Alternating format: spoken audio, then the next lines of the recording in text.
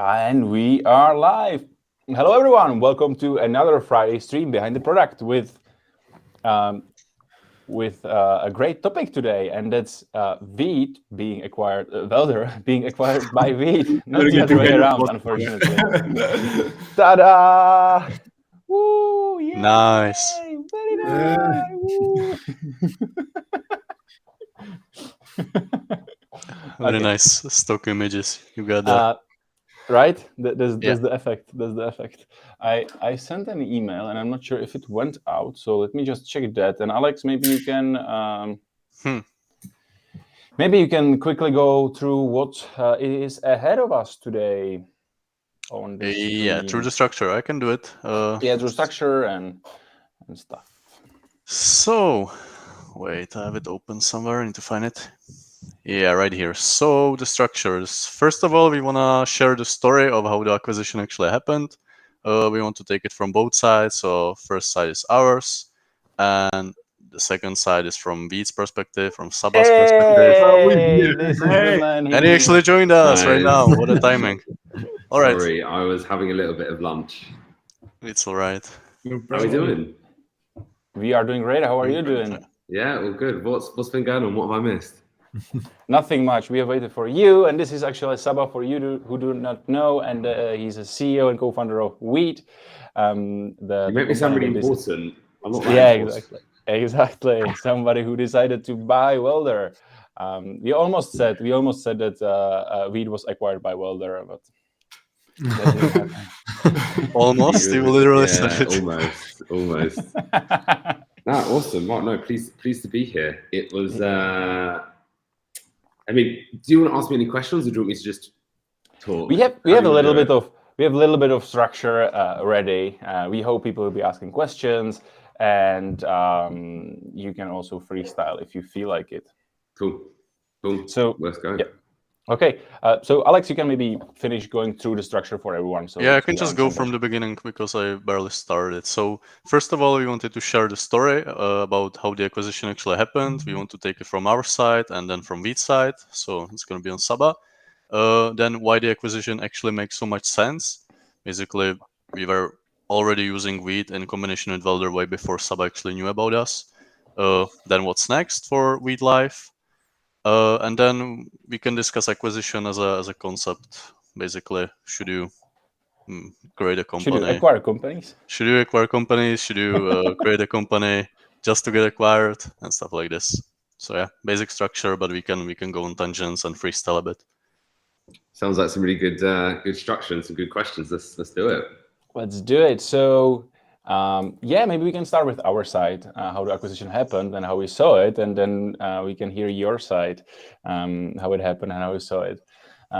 That's quite interesting. So from our side, we have been working on Welder for past 2 years and almost the 2 years right now. And a lot of things happened. We started as a local recording solution to scratch our own itch to help us produce content really easily and sustainably. But actually, local recording didn't do that. It didn't help us much because there is still a lot of work on post-production when you record locally. And we were like, we are having hard times while doing the Welder first years. It was really up and down, and we didn't know how to crack the growth code really properly. But still, we were dogfeeding our tool and using it for ourselves. So we were doing video casts and trying to chat about and talk about topics around building products and starting businesses.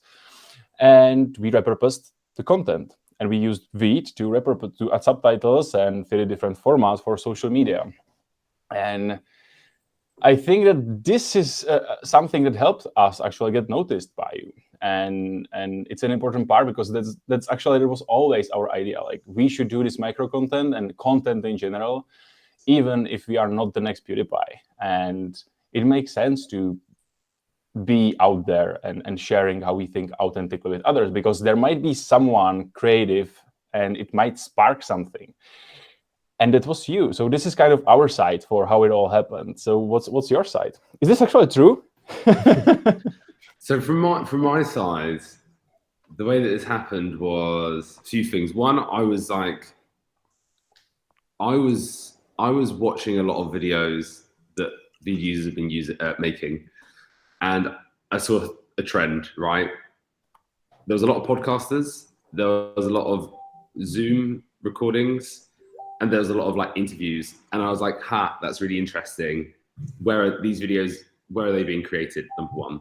Number two is I saw the growth, especially at the start of the pandemic, of the remote recording tools. I mean, like literally this kind of software was like the only way people were communicating, right? So I thought that was really interesting. And then I found this cool bootstrap company with a bunch of people that were hustling really hard. And I was like, oh, I know that. And so that's kind of the few things that kind of came together for me. And I just thought that could it work, right? And what would that look like if we actually put that together in VEED as well? So that's the way that I was thinking about it at the time. Yeah, very nice. That's cool. So and did you actually discover us on LinkedIn? Like, did you someone added me on LinkedIn, and I think they wanted to like integrate. I can't remember who it was. What did they want to do? They wanted to do like a partnership or something where like you could take a video from Welder and edit it in VEED. And I was like, oh, yeah, that's a nice idea. Yeah, I remember we were chatting about like your API, like that was it. Public API. Yeah. And I think I mean it makes sense, right? Yeah, it makes sense. It naturally makes sense. And I remember also you doing Ask Us Anything on Reddit, I think.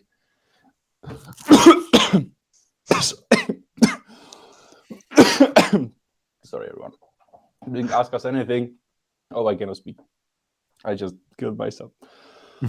I did an AMA on Reddit, apparently. Does anyone remember this? Yeah. I don't. Yeah. Was it what Reddit was it on? The SaaS Reddit or I think the entrepreneurs, maybe. Or startups. Okay. Or startups. Yeah. And I was like, what, these guys, they're like really insane. How they do like 5 million ARR boosters. Like it doesn't happen in these times. And I also remember having a chat with investors from Czech Republic because like 4 months after we launched, we were like, okay, maybe we can explore the idea of getting funding. And I was chatting with them, and by the end of the interview, they asked me like, so like, what are your 3 companies that are really like inspiring you that are VC funders? Like, I don't know, man. Like, Headspace, Product Board's cool, but then I like Basecamp, you know. And I told Basecamp, and they were like, it's bootstrapped, and I was like, yeah, it's bootstrapped. I'm like, yeah, I like Bootstrap, you know. It's cool. It's like it makes sense, and I think it was a big thing for them that they were like, their mindset is a bit different. And I was like, and they said like, bootstrapping that worked in like 2012 and it's not the thing anymore, you know. Whatever. That's wrong. No, yeah, and they said this was like every day it's easier to bootstrap. Yeah, and it was I think like it's easier. Yeah, and it was like the train has passed for bootstrap, and I'm like, I'm not sure, man. And then I saw you, I was like, they're doing insane stuff. And I asked you there how you deal with competition, because at the time we were quite like freaking out about the competition we have and being like, what we do, what they do, and we were like, we just don't care. We just like push stuff and grow. You can't care about competition. Like, what's it gonna do, right? If I worry about the competition, like it's gonna achieve absolutely nothing. And I think, and the other thing that I've realized as well is like you can look at your competition and be like, oh, they're doing something really smart, or that's really interesting, oh, their pricing is done really well. And they'll probably looking at you and being like, oh, they're shipping a lot of features and their pricing is better than ours. We should do what they're doing. But no one knows actually what's going on. The only way you know what's going on is if you actually ship new features, test them, speak to your users, see if they like it, and just try and do that quicker and quicker and quicker, you know? It's true. So, yeah, I'm real happy. So now that you're working with us, have you worked out how we've hit or why we've hit 5, 6, 7 million ARR? Yeah, I think we did. What do you think it is in VEED that means it's going quickly? Actually, I would say a surprising answer. I think Johan and the rest of the guys will talk about the growth, and I think this is the big part. But also what we noticed, especially with Mark, is that that the speed at you guys shipping features is actually much faster than it looks like from the outside. So I think at the time of acquisition, like 6 months ago, like the product was much worse than it is now, like the VEED editor, basically. And we were actually like we were happy with using VEED, but it was still early days. And I think like if you take a look right now, it's still early. Of course, like there is still much more features to be done, but it's much better and much more usable than it was. I think this is also like a big reason. Yeah, the product, but also we loved building products, and I think we are pretty good at building products that make sense and are decently built. But the challenge for us was always the growth, and you nailing SEO and organic growth is something that we learned and helped us like understand how this works and how it can happen again. A lot, and it was important learning. And the challenge, like I was always thinking about all these SEO, and I was like, man, that's first, it's dead. It was here again, like 2010 or something. You've been speaking to those investors in the Czech Republic. Yeah. And first and second is like it doesn't have results as fast as we need them, and like that's the wrong mindset. You really need to push it and chop it and just grind it every day and release the articles and hit the keywords and find new keywords and ship stuff that are people looking for and that can help you actually grow. And really, it really works. And I never believed it actually. And I think the reason, like one of the main motivators, like we wanted to join VEED and get acquired, was to actually find out, from the inside, like how the growth machine works and how did they achieve like such great numbers. And I think what we have found out is that there is like no really one secret, thing you should do. Like it's more of like a way of thinking about the whole business. And I'm personally very happy that we have joined and found out this like and experienced it, how it works, because this is something you cannot read somewhere. This is not something a person can tell you in a bar. Like it's something you have to see on your own eyes, see other people doing that to really experience it, and so you can do it on like by yourself maybe. Yeah, it's like it's simple, but it's not easy. Like this kind of growth is simple, but it's not easy. And that's, we have always looked for kind of shortcuts and try to be smarter than everyone else and figuring it out through, I don't know what other ways of growth hacking and paying for ads and everything. That's true though, right? Like so many people want shortcuts. They want to cheat their way. And I think like what growth really is just like consistently hard doing the same thing again and again every single day. And it's boring and it's repetitive, but the results are incredible. And so if you do that really hard thing every single day for 6 months, the results then catch up and then you start feeling rewarded and then you keep going, right? Yeah. And like we've only just started using ads in literally the last 2 weeks, just as an experiment, right? Mm. And we've got millions of people coming to the site at the moment, and like ads is driving like 200 people, probably a week. So it's like nothing. So it's interesting. I think also like something that's like sounds really obvious, but like if you've got a tool and it's an online whiteboard, right? You should probably try and rank number 1 for online whiteboard. Yeah. Like that's just obvious. Yeah. And I think that's yeah. And also what was really important for us was the context, because like there are so many truths and right ways to do this out there. Like you can take the money, you can pay ads, you can do outreach, like, but the context for the tool, for the product and for the team really matters. And what really was important, at least for me, was that your story of like actually building VEED, but not only building it, but like your 7 years before it, was really similar to ours. And also the product was kind of similar to ours, like pretty generalistic product for large audiences that can be, and so it makes sense for it to do the SEO, like take it from different angles, write multiple use cases. And that's, I think, really important like part for this whole as well. Well, when okay, something I didn't tell you is like I did a really big analysis before we spoke about the space that you're in. I did research of like how many people are looking for it, how big the market is, and stuff like that. And I worked out a few things.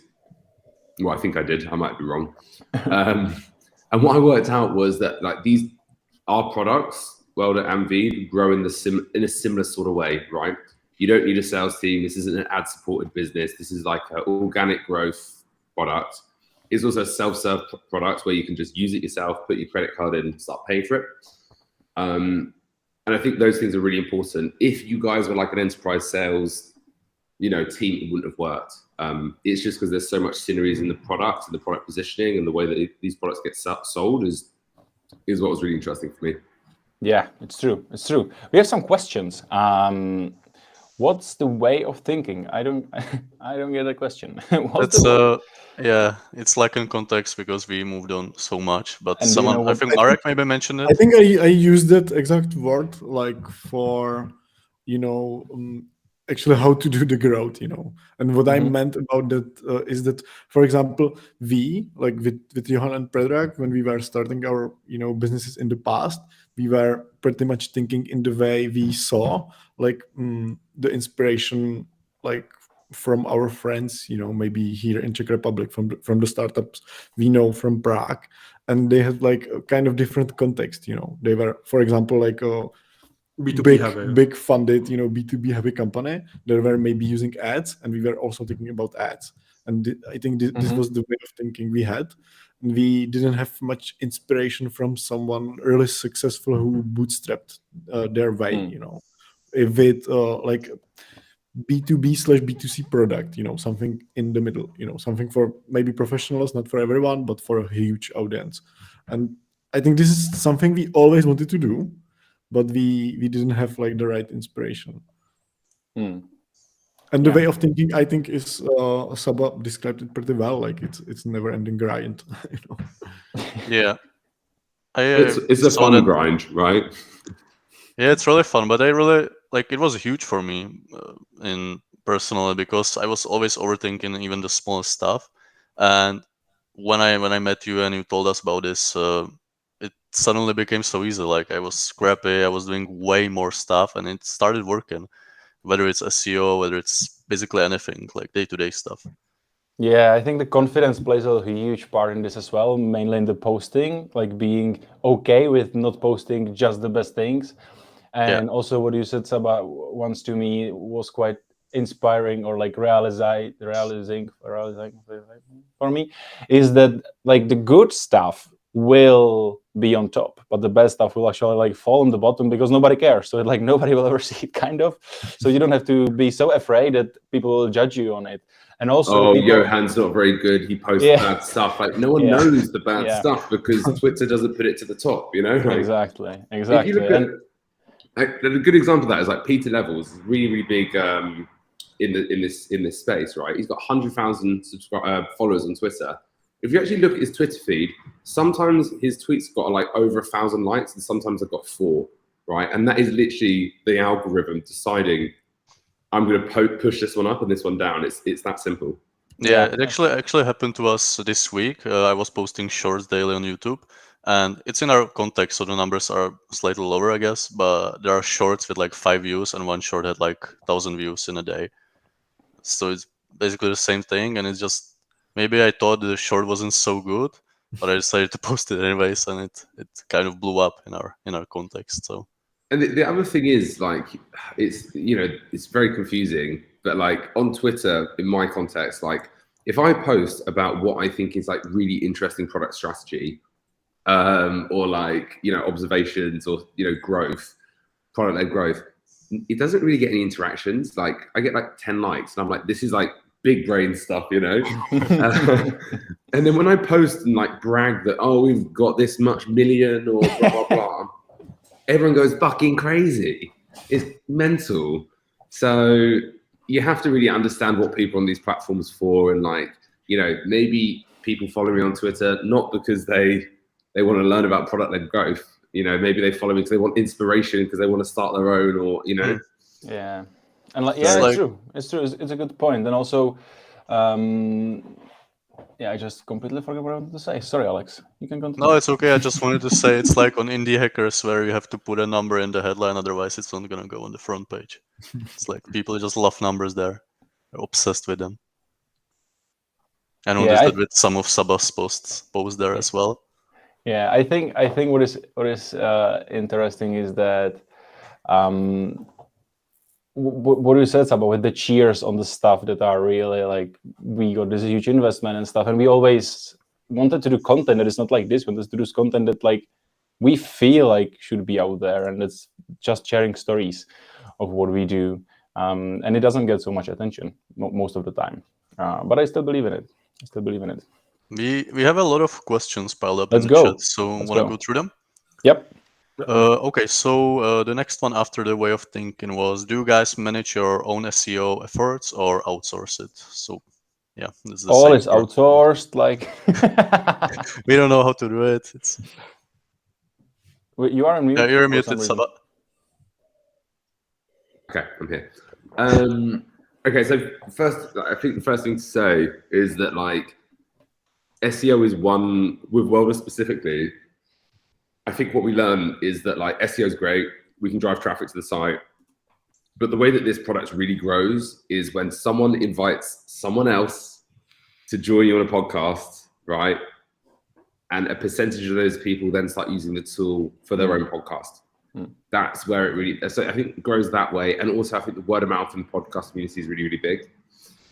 So yes, SEO is great, but understanding exactly how different businesses work is pretty key, and what the like macro mechanics are in growth. But to answer the question, yes, we do it all in-house. I was the first person who wrote landing pages and blog posts. It took me 3 years to pass my GCSE English. I watched every YouTube video, listened to every podcast, and kind of learned some very, very basic things. And it started working, and I just got better and better. And anyone can, literally anyone can do this. And the internet tries to make it sound really confusing what SEO is, but it's really not that hard. If someone's looking for remote podcast recording software, you want to come to this page and it say remote podcast recording software and a call to action. Like that's literally it, right? Yeah, I remember when we first started working on it, and we had the first calls with Ant and Diana and all these people. It felt so overwhelming to me. Then once I got into it, it felt quite easy actually, and some of our pages started ranking like real fast. I was actually writing landing pages myself. So yeah, it's not easy, but once someone explains it to you or you get into it, it gets easier real fast. Yeah, it's not a complicated concept, but it doesn't mean like it's easy to rank top, for good keywords. It's Yeah, and some pages you obviously need like a lot of time before you rank. Some pages we got on the first page in like a day. So by the way, we have like 18 concurrent viewers right now, which is I think the biggest amount of viewers we have ever had here, which is really cool. And I'm so pumped that you are all here, and feel free to ask us any questions, and if not us, at least Saba, because he's the one why you are here. So no. It's just, I bet you it's the team all coming for a little look. Use this time to take a little bit of his time and ask him anything you need, because it's precious. It is precious. Alex, do you have any question ready from the audience? Yeah. I just say Christopher, my time is not that precious. If you're on the team, you can reach out to me and call me anytime. all right, so question from Christopher is asking, how will this acquisition impact Welder users going forward? So we will be offering, like we cannot transfer the accounts one-to-one, because so what will happen is that Welder will become part of VEED. Everything will be under one brand, under VEED brand, and there will be VEED Live, which is the Welder solution right now in VEED. With a few more, but there's a few new things coming to that though, right? Yes, which there are a is few very more. Exciting. Exactly. And most importantly, there will be so much more coming in the near future. But for the users, we cannot just transfer them one-to-one. That's not nice. But we will be sending out emails with deals and codes from VEED that you can really easily onboard VEED, get even premium account for some time, and start using it. It's super simple, and it's really easy. It will be really the same experience as we have right now. I Yeah, actually I think it's going to be a better experience. I think the Yeah, biggest impact is going to be overall. that like we were able to scale up the team, and the product and new features, and everything will be just much, much, much better than it was. I think it's really going to we've got more engineers now working on it. We've got senior engineers helping with the technical roadmap, and our designers are all on it too. So there's a bigger team effort going into the products now. And I think, and having the Welder product work within VEED means you get access to all our video editing tools, our hosting, our recording. So I think for a Welder user, it's just going to be much better. And also for a VEED user, it's going to be awesome too, right?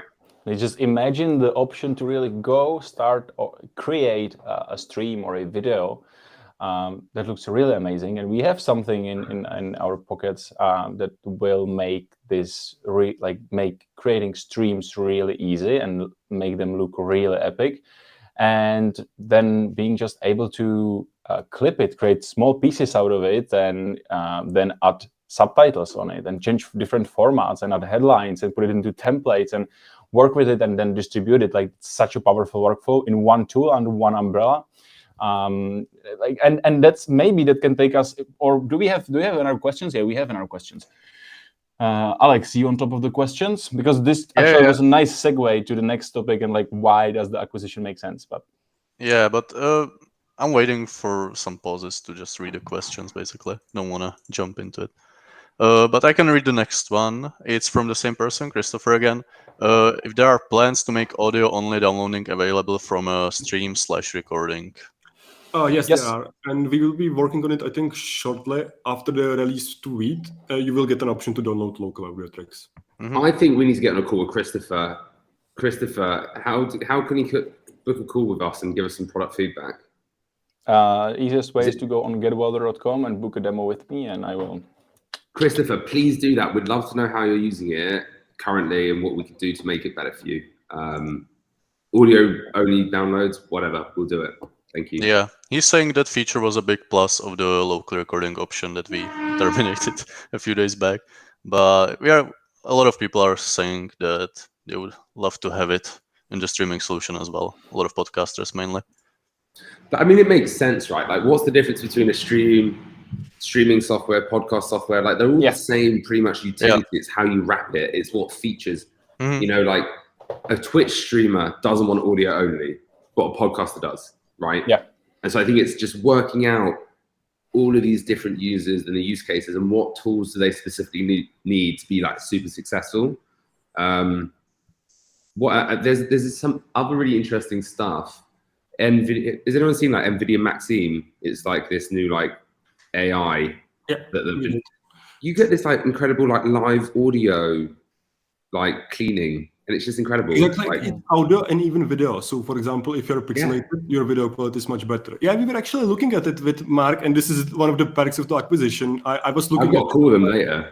Yeah, exactly. 1 year ago, actually, and we wanted to implement this, but we were too small to enter the program at the time. But right now in VEED, we are actually part of the program, so we can explore this option more.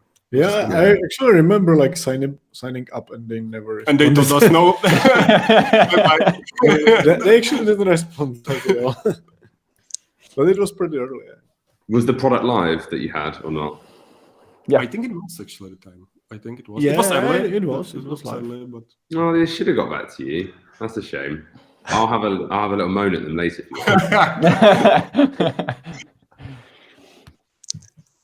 This question is for Saba. I think he wants to answer it. How big is VEED? Very big. So how big is VEED? I mean, that question could be asked in so many different ways. It's big. It's not that big. It is big. I mean, okay, so big in terms of pull requests. I think we're coming to 2,000. So that's how big it is, and that's I think individual releases to the site. That's a lot, actually. That means new code's been going live every day. No, can't. Anyway, whatever. It's big-ish. I think a startup. The stages are pre-revenue, right? Then you have post-revenue, and then product market fit, and then there's scale, then there's, it goes on. We're kind of entering this going through this stage of going from a startup to a scale up now. And, we're hiring a lot of people. So if you are looking to join, check out our careers page. But yeah, I don't know. It's a really hard question to ask. They just want the revenue number, don't they? Right. Probably. Yeah. Well, let's say it's between 7 and 10 million. There you go. Done. Roughly. Cameron You know is what? asking. After Sorry. this, I'd love to cut out that question. Imagine if, like, after we did these streams, we could edit the videos. Oh, that's Wow, an idea, what an man. idea! Nice. Love it. And then subtitles and like change the ratio so it's ready for TikTok. Oh my What god, the that's fuck? such a good idea. Yeah. Maybe we should stop streaming and start developing. Someone should create that. Alex, still questions? It'd be nice to do a marker. Sorry, Alex. It'd be nice to like make a marker now. Can we do that? Yeah, like we a have had marker. that actually. We don't have it right now, but we have that in the old version of Welder and Smart. Yeah, it was in the old version, and I miss it a lot. It's like my biggest bottleneck of the repurposing is that I don't remember the timestamps where something interesting was said, so I have to like go through the whole thing. So yeah, that's a good feature, and I liked it about old Welder. Let's get back. Yeah. Another question: any plans for a VEED API to become available again? Right. So the plan was we did it and we got it live. And I think we had it live for like 3 to 6 months. We had a bunch of people try it, but nothing ever really went into production with using the API. And what we realized is we needed a really powerful SDK to go along with it. And developing the SDK was just such a significant undertaking. Like it basically would take like a couple of engineers, like three months at least. And then also for it to be maintained. And we were just really worried that like, if we focus on the API as well as the core product, that it's going to distract us from like actually building VEED into what it is today. And I think it was definitely the right decision. However, in the coming years, I would love to have an API and an SDK and a bunch of other like, API level video tools to help other people create video apps. Because I generally just want, I think every site is going to have some sort of like video mechanic in it. And we need better tools for people to be able to build them so they don't have to build it from scratch like we did. So I think it will be better for everyone. And it's better for us, right? More video on the internet means that more people need to edit them, right? So yeah, I definitely agree. We have APIs on Welder, like API connection, right? In the business plan, like people are reaching to us and I'm like, yeah, actually, it's just for research purposes. We don't have it. What do they want? What do people want? It's really not a big demand, but it was for the local recording. It was a way to work with the files, so they can like push them to their Dropbox or to some other tool, and stuff like that. So actually, I think we also got some feedback where they wanted to start the call from like their own applications. They wanted to have a button, or create a session. Yeah, basically create a call like from their apps. That was the idea. I'm so excited to have this all in VEED, like honestly. Zapier, yeah, Alex. I like seeing Zapier integration, definitely. Peter that was asking about the how big is VEED was team size of the team. And the team, yeah. Yeah, so yeah, about 100, I think now. Igor, who is our new front-end developer joining us in a month, by the way, is asking, what's your bet? When will VEED become a unicorn? Okay, so I've got a quite easy way of answering this. I think again, we can delete this later. Great. I'm going to eat my own words here. Look, the thing is, like, it's all about valuation on like private markets with investors. So it's like very skeptical. It used to be that if you hit like, 80 to 100 million in annual recurring revenue, you're a unicorn. But valuations are so much higher these days. So like companies are becoming unicorns at like 50 million annual recurring revenue, providing they have really, really good growth. And that's the key, right? Really good growth. So we've got good growth right now. I think with this investment that we've just taken, we're going to go a lot faster. And, potentially it could be as short as, in a year. It could be as long as 3 years, 4 years, But I think if we just get our heads down and just build incredible products, like, you know, we're definitely going in the right direction. Let's just say that. But it's not, you know, we don't need to be a unicorn. We don't want to be a unicorn. Like, we're just wanting to build a nice product. We want to do really, really well. And if we become that in the next coming years, that's cool. But, you know, it doesn't change much. True. Nice. But I'm excited for him to join the team, though. What's his name? Igor, yeah. Igor. Can't wait. Let's go. Alex, I think now it's your time to describe why the acquisition made sense from the product perspective, because you were the one doing the repurposing for us and working with the files, and I think you were really pumped about this happening in terms of product. Yeah, I mean, it's really simple. Like, we were recording our content weekly with Welder, and I obviously wasn't into editing at all. I didn't know how to edit a video. No experience with it whatsoever. And then we somehow found VEED, probably through SEO.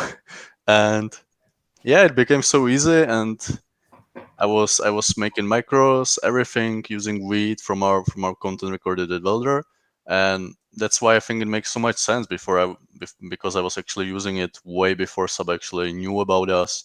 And it's gonna be much better now, like having everything under one roof. I can't wait till it's done and deployed. I also saw that, though. I could see that, like, you were making videos with us. So, like, again, it wasn't just like, oh my God, you guys should join the team. It was like, no, they actually know this product. They use it. They're in this space. They're thinking like we think. And that's another reason why it made sense for us, you know? Yeah. And was there like one key moment where you just knew it's the right fit, or?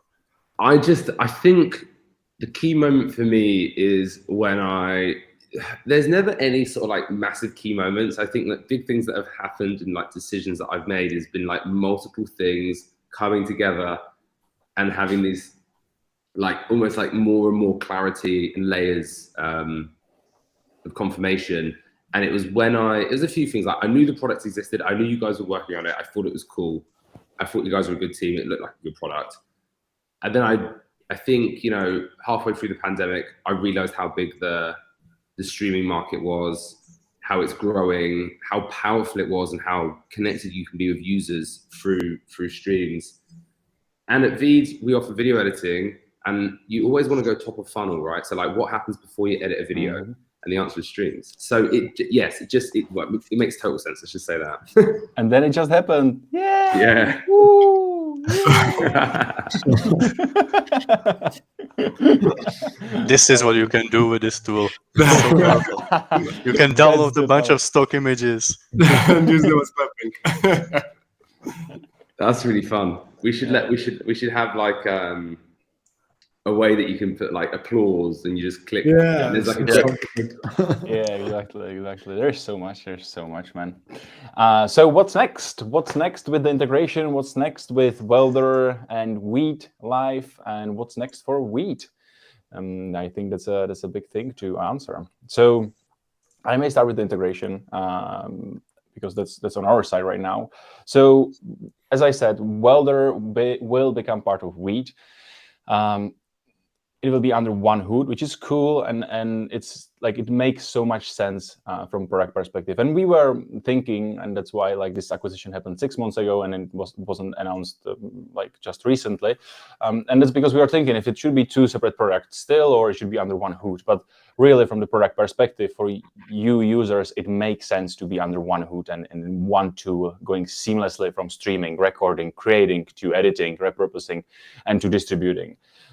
So yeah, it will be under one hood.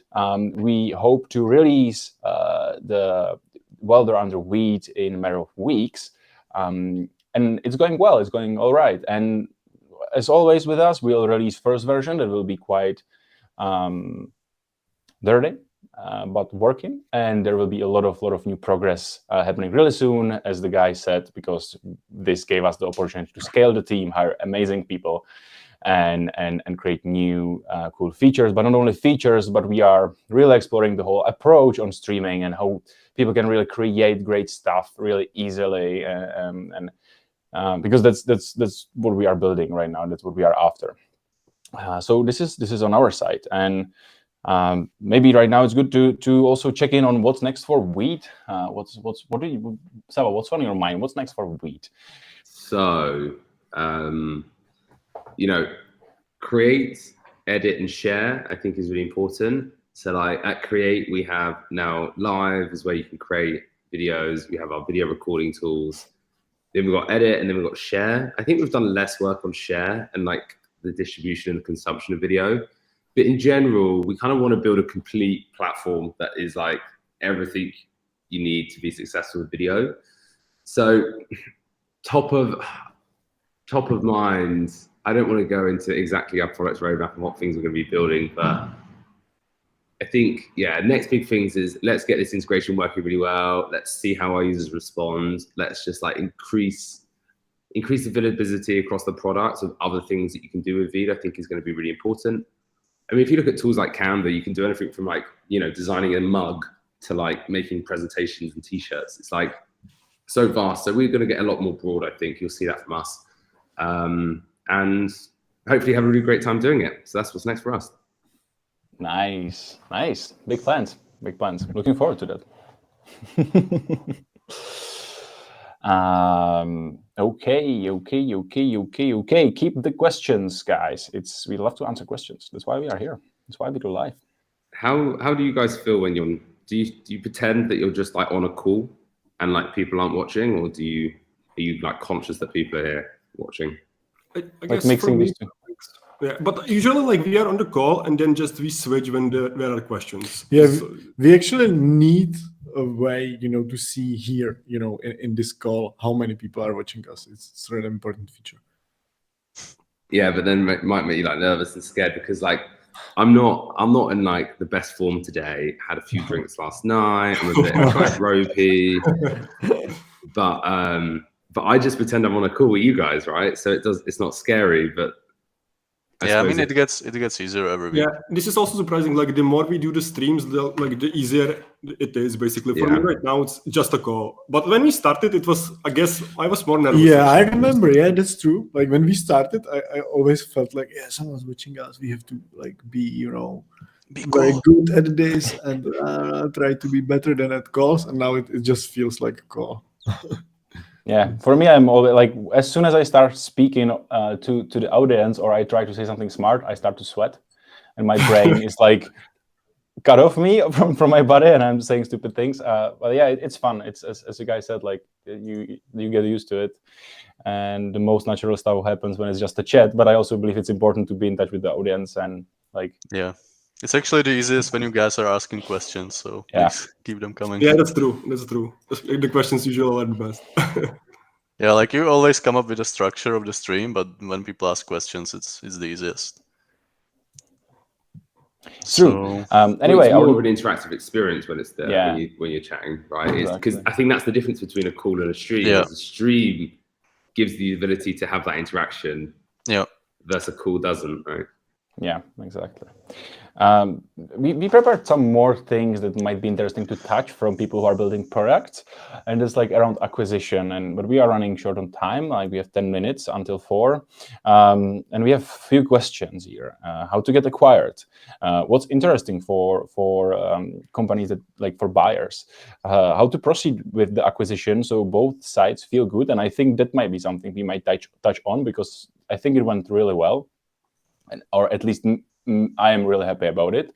And then last one is, should you start a company with a goal just to be acquired? But I think that the how to proceed with the acquisition so both sides feel good is a good topic. I need to go FK for a minute. Sorry. Okay. Yeah, so I like Saba, I think you really did a good job on this. Like the acquisition went well. You gave us a lot of freedom to approach it on our own speed. I think you really well understood why we are getting acquired. It's not just like to get the buyout, but to learn something from you, and you knew exactly what we want to learn from you, and you let us learn it. And also when the time was right, we transferred it into like a product team, and let's go and let's actually make what really make the most sense, and not only like what these guys want to learn. Yeah. No, it's interesting. Like the way that I approached it was literally the way that I like is the way that I like to manage people in the team, and that is just like full trust, full autonomy, and as much support as possible.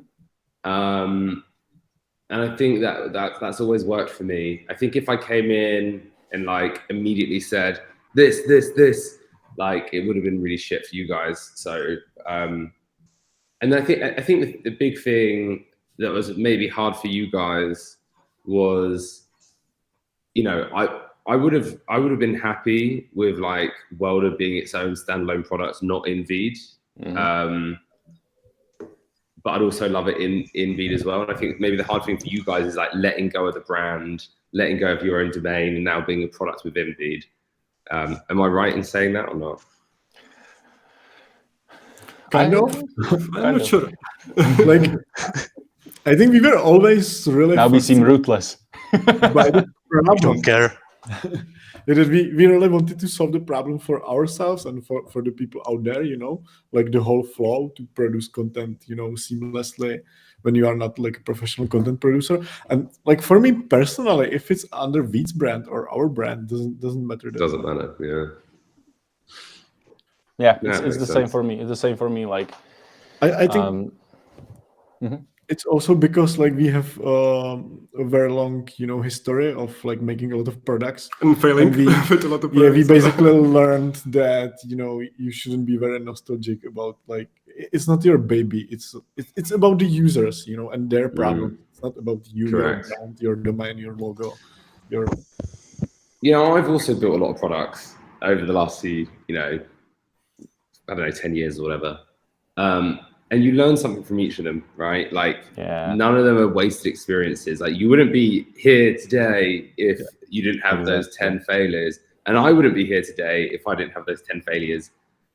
And maybe I wouldn't be like, maybe I'd be a terrible like manager if I Yeah. didn't also have bad failures in the past of mismanaging people and it didn't go well. So, you know, we're always learning. I always believe in this so much, but it's not easy. Like being on the journey for like 7-8 years and failing tough. many times, or like succeeding, but like just enough to live and not so much, you know. And you see all these people raising these huge amounts and hiring people and growing and everything, and you are still like, but I believe this is the like right way to do it for me, because this is how we want to do stuff. We are like, you know, like it's not so important how much money you raise. It's like about what problem you solve and if it actually does make sense, you know. I was always a big believer in it, and I always believe that each of these fails is such a huge experience that you cannot get anywhere else. Like you cannot get it if you are part of a company. You cannot get it if you raise cash and then you fail. Like this is something a little bit different, and the mindset is a little bit different. And this again goes back to why I was so like pumped for joining VEED, because I feel you get the same experience. Mm. I think you guys have been able to like learn a lot, hopefully. Like, and you're always learning different things, right? Like, I think you learn a lot about how we kind of like approach growth and how we think about it. And like, you know, Welder was doing a few, you know, tens of thousands monthlies, right? That's awesome. You know, it's like ranking number 2 for podcast transcriptions as well, which is awesome as well. Or number 1, it's like super cool. So I think, you guys hopefully can learn a lot. And then I think you're going to learn a lot now about like actually delivering a product at scale to millions of users, right? And you guys you got it hard, right? We did it user by user, slowly. Like, and this product is now going to be literally dropped in and like. So let's see. Here is your users. Yeah, I'm looking forward to that so much. Actually, I'm looking forward. But you're gonna find so many problems. Like this is Yeah. this is why I think big companies move slower. It is because like the amount of bugs, like not bugs, but like the amount of support tickets that come in for like little things and problems. A lot of your time is held up maintaining that. Maintaining and refactoring the code base, and features don't get that much, you know. And I think with tools like this, if I'm going to, invite someone on as a guest and they're relatively important, or I don't want to waste their time, like you want the stream to work, right? Yeah, exactly. Yeah. Exactly. Yeah, actually, this is something I really liked about like a candidate we have just, onboarded to our team on Monday. And he's like a really experienced software engineer. And he said literally that the way you build software is like completely different problem when you are building a software for 1,000 people, for 10,000, and for 100,000 or million. It's just it changes completely. That's completely right. Yeah, I've never heard that before, but it's so right. Like the product that we built for the first like users was awful, but there was something, and obviously the way that Google builds products or a Facebook is completely different. It's the ratio of like speed, and when you are early, you really need to push the speed as much as possible, and you are like on the near of breaking. And as soon as you get more and more users, you need to balance it to like having it more stable and slowing down the speed, so it's not breaking all the time. And the balance is important, because as soon as you become too slow, it's bad. But you can be too fast, because that's bad as well, because everything breaks down and you are not able to make it sustainable. So yeah, it's true. We have a question from Utku, actually. That's the great engineer we have been talking about. Joining VEED feels like working for a Silicon Valley company from first instant. How did you achieve this? Well, we're not a Silicon Valley company. Yeah. We're very far from that. And I'm not even sure if it's to be completely honest, right? Like I know people from Silicon Valley companies, and it's a bit different. Yeah, I think maybe it's because like his background is more like in a corporate, environment, and what he meant by this, I guess, is that like we are really startup-y, and like the environment is like really, not very complicated, to get things going and everything. We are not basically becoming a corporation. True. Cameron is complimenting your office backdrop, Saba. You know what? So I'm in Portugal at the moment, in Lisbon, and I've got an Airbnb, and this Airbnb is the same price as my shared flat, just one room in my shared flat. And like, let me show you here. It's like so ridiculously nice. It's like, it's crazy. I want to move to Lisbon. It's just like really good quality of life. The weather's way better, and it's so much cheaper. What's happening in Lisbon, by the way? Like going through Twitter, it feels like everybody's there right now. Yeah. So basically, just before I left, I was at this meetup, and I was like, "Come to Lisbon, come to Lisbon, come to Lisbon, come to Lisbon." To everyone, and then 20 people came. Like no joke. Like they rented this huge warehouse, and loads of people came in. And so we're all out yesterday until the early hours of the morning, hence why I'm not as sharp today as normal. You seem sharp as always, man. It's all right. No, we got into this like karaoke bar last night, and like we're all just like chanting MRR. Someone gave me a microphone and I started doing a like freestyle sass rap, and then Tim started doing breakdancing. It was like so funny. No way, this is gold. This is gold, man. This is gold. Guys, I'm gonna have to jump off now because I've got a call. But thank you for having me. Thank you for being here. I think we are good as well. Sorry I was late. I was It's completely I think right. it's for the last time you have joined us on Friday. You are? Yeah. You should join us again. It's the last time that. Why don't we do when we get it into production on VEED? That will make I'm in. We'll get the whole team in. How many people can you get on this?